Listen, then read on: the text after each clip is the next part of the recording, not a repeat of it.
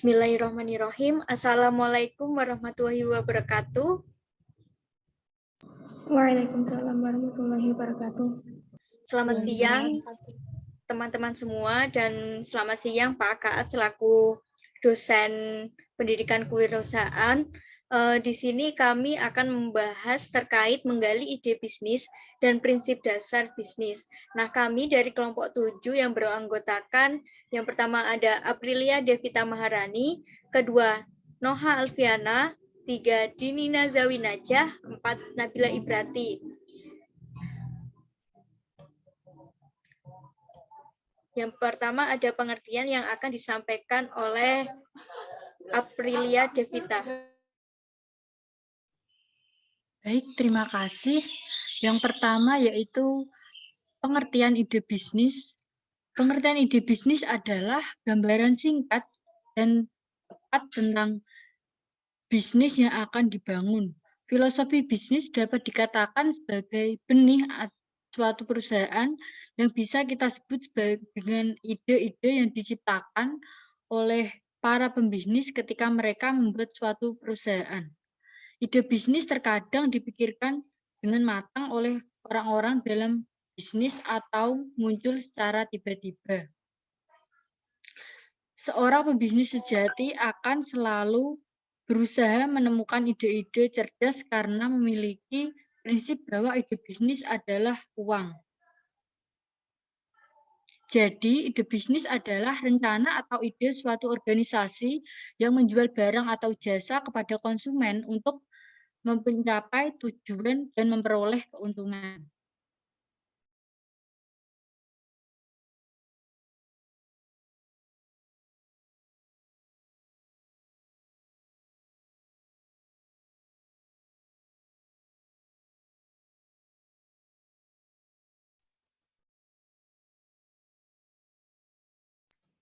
Yang selanjutnya ada cara menciptakan ide bisnis.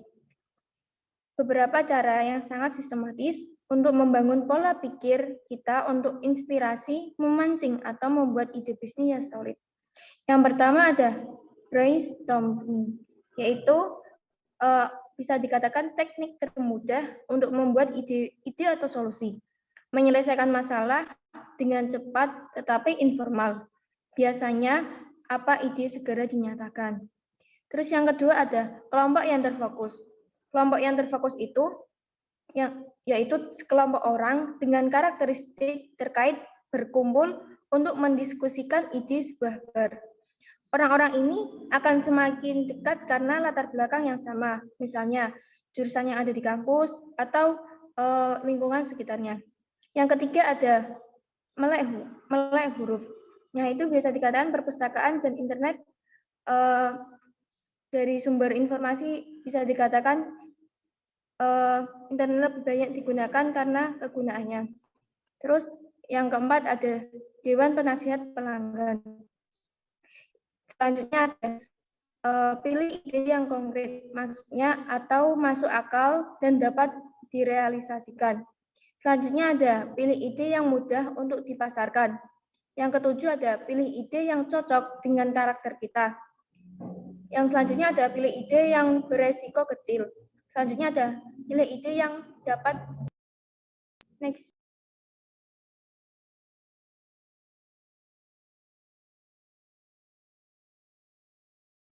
Silahkan, Nabila. Oke, terima kasih. Untuk poin yang ketiga yaitu ada 10 prinsip bisnis menurut Walton and Hughes 1992. Yang pertama ada komitmen. Jadi sebagai seorang pebisnis sudah sepantasnya kita itu komitmen gitu ya dengan apa yang akan kita jalankan ke depannya gitu. Untuk yang kedua ada sikap adil. Yang ketiga ada motivasi. Ketika kita memulai sebuah bisnis ataupun memulai suatu pekerjaan, ketika ada sebuah motivasi atau dorongan pasti akan membuahkan hasil yang baik gitu. Nah, untuk yang keempat ada komunikasi yang baik. Komunikasi yang baik juga sangat diperlukan dalam memulai bisnis. Komunikasi yang baik dengan sesama pebisnis ataupun dengan pesaing atau dengan orang-orang yang ada di sekitar kita. Karena komunikasi juga merupakan salah satu salah satu hal yang penting gitu ya untuk memulai suatu bisnis. Nah, yang kelima ada sikap saling menghargai. Jadi walaupun mungkin dalam suatu bisnis ada perbedaan pendapat ataupun perbedaan suatu hal, tapi kita harus berusaha untuk bisa saling menghargai perbedaan itu. Nah, yang keenam ada rayakan setiap kesuksesan. Jadi ketika kita sukses atau berhasil dalam menjalankan suatu bisnis, mungkin kita bisa memberi self reward gitu ya buat diri kita sendiri karena sudah berhasil melakukan hal tersebut gitu. Nah, yang ketujuh ada sikap terbuka dan mampu mendengar pendapat atau masukan orang. Jadi kita sebagai seorang pebisnis pula harus memiliki prinsip terbuka dengan mungkin ada beberapa masukan, ada pendapat dari orang lain, itu dijadikan sebagai pelajaran buat kita gitu. Nah, yang ke-8 ada memberi kepuasan kepada pelanggan. Yang ke-9 ada mampu mengelola keuangan. Jadi sebagai pebisnis juga kita harus mampu mengelola keuangan agar keuangan itu bisa berjalan lancar gitu dan bisnis kita pun bisa berjalan sukses. Nah, yang ke-10 ada menciptakan perbedaan dari pesaing lain gitu. Jadi seperti kayak suatu ciri khas apa sih yang ada di bisnis kita gitu. Mungkin itu aja dari saya. Saya kembalikan kepada moderator. Terima kasih. Terima kasih untuk teman-teman yang sudah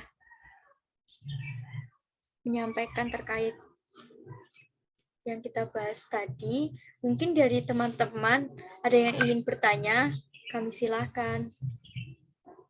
Terima kasih dari kelompok kami. Sekian. Wassalamualaikum warahmatullahi wabarakatuh. Waalaikumsalam warahmatullahi wabarakatuh.